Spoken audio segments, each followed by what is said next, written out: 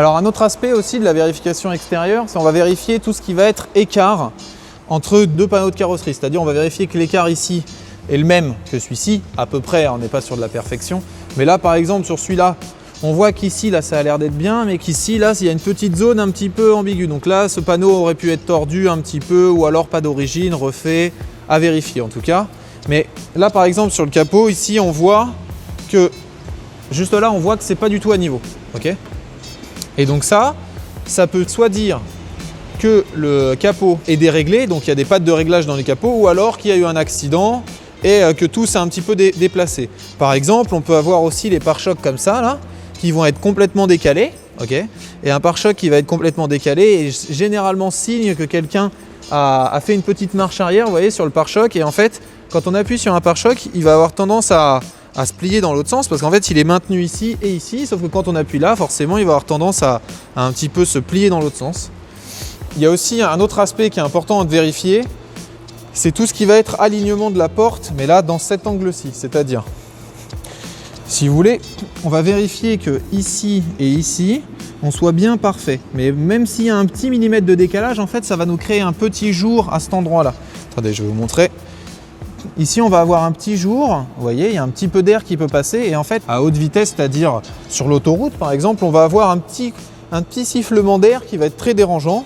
Alors, il faut toujours vérifier la porte conducteur parce que justement, à force de l'ouvrir et de la fermer, c'est celle-ci qui va créer plus de jeu et qui va s'user le plus par rapport à la passager et qui s'usera beaucoup moins car on a tout le temps un conducteur dans une voiture et pas forcément un passager dans une voiture. Il y a aussi un autre point aussi, c'est il y a certaines voitures qui vont avoir des baguettes, donc là par exemple on voit que celle-ci est parfaitement intégrée alors qu'on voit que celle-ci elle va avoir un petit jeu là, je ne sais pas si vous pouvez voir ici. Et en fait les baguettes, des fois c'est juste les fixations ou alors ça peut être là. Si c'est les fixations c'est pas très cher, ça coûte 50 centimes la fixation, mais si c'est la baguette qui est déformée ça peut coûter relativement cher.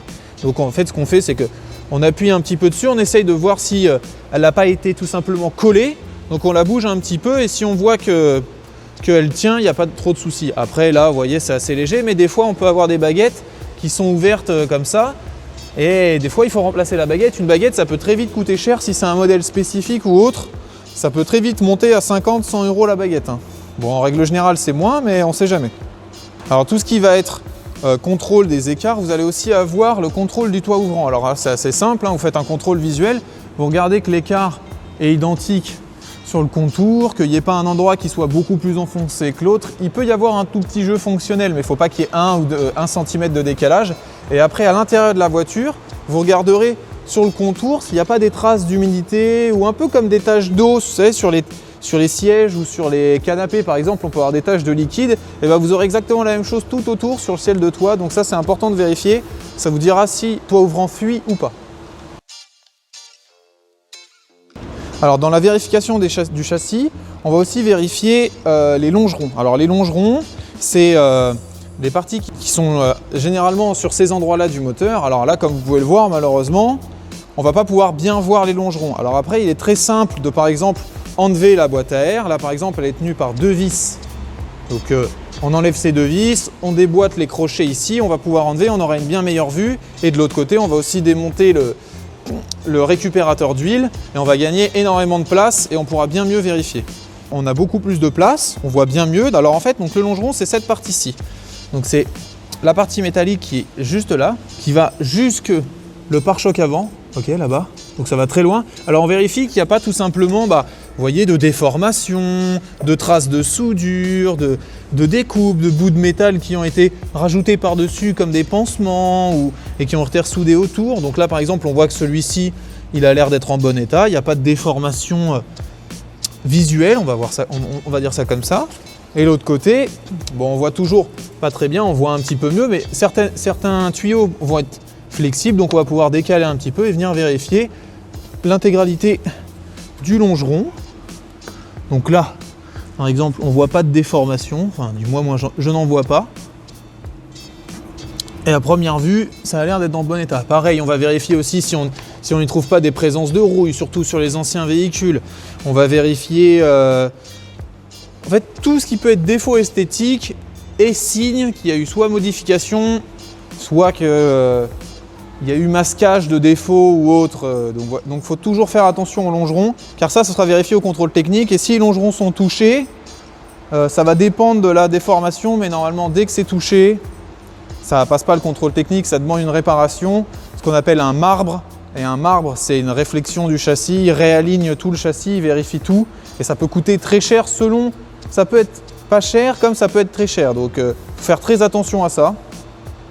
Donc voilà, comme vous pouvez voir là, en même pas 2-3 minutes, j'ai démonté donc avec une clé de 10, un écrou ici, 2 écrous de l'autre côté. J'ai pu déposer ça, on a pu bien vérifier. Donc c'est pas sur toutes les voitures, il y a beaucoup. Là c'est parce qu'on a un gros moteur et un petit compartiment moteur par rapport au moteur. Donc du coup ça va dépendre des voitures. Certaines on ne pourra pas du tout parce qu'on ne pourra rien démonter. Donc là il faudra faire attention. Ou alors on pourrait regarder par en dessous sur certaines voitures ou en regardant un peu sur les côtés. Il y a plein de façons de vérifier.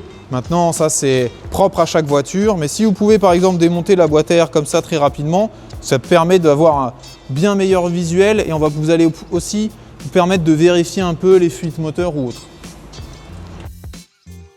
Pour la carrosserie, je vous ai parlé des panneaux tout à l'heure, de l'écartement. On peut aussi ouvrir le capot et regarder tout simplement si, vous voyez, alors là ça fait un rond, ok.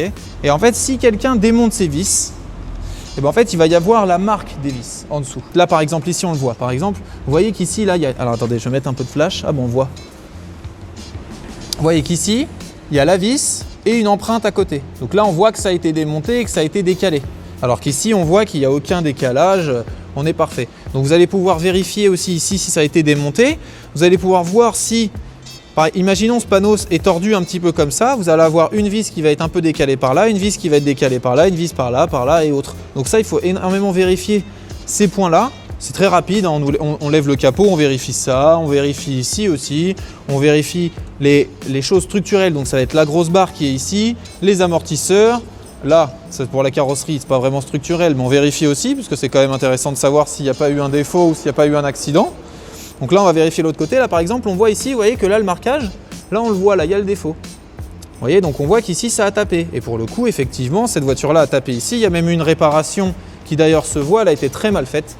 Et on voit ici, en fait, que la peinture, vous voyez, s'écaille et si on gratte un petit peu, on voit que tout s'arrache. Donc ça, ce sera à réparer par la suite. Je pense que je changerai directement le panneau. Et donc on vérifie un petit peu ce qu'on peut voir. Donc on va pouvoir regarder ici. On peut aussi regarder les fixations au niveau du capot, tout simplement. Ce sera exactement la même chose. On vérifie qu'il n'y ait pas de traces, comme exactement le même phénomène qu'ici. Là. Ce phénomène-là est parfait. Parce qu'en fait, la voiture est montée, puis après va être peinte, vous voyez. Et là, va y avoir la peinture. Et donc du coup, c'est pas peint en dessous. On va aussi vérifier autre chose, c'est tout ce qui va être charnière et fixation et fermeture de porte. Donc alors les charnières sont les éléments qui sont ici. Okay, donc on va avoir la charnière, c'est cette partie-là, okay, et cette partie-là.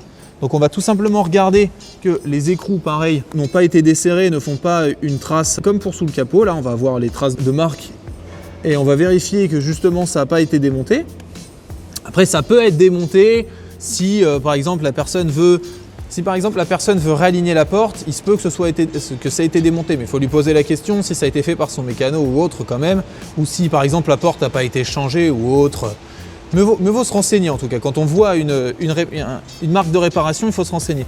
Donc on va vérifier donc par exemple que toute cette charnière n'est pas rouillée, que ce soit sur la fixation du châssis qui va être directement soudée en fait ici là par exemple, ou alors sur la porte ici là vous allez avoir donc les vis qui tiennent la porte et vous pouvez vérifier que tout autour c'est pas rouillé.